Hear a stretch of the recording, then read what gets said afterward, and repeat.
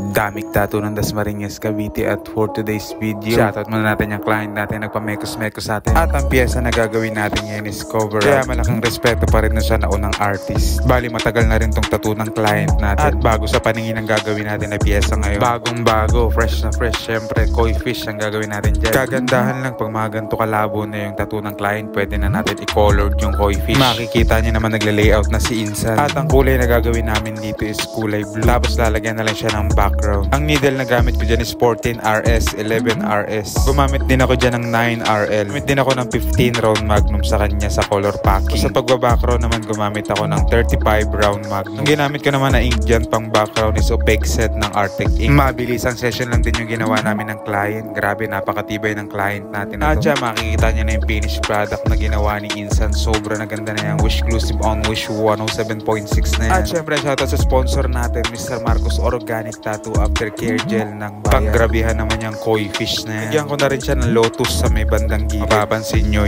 Sa mga gusto ng ganitong klaseng datingan ng tattoo, follow nyo lang Damik Tattoo ng Dasmariñas, Cavite. Nadali na. Wish Exclusive on Wish 107.6.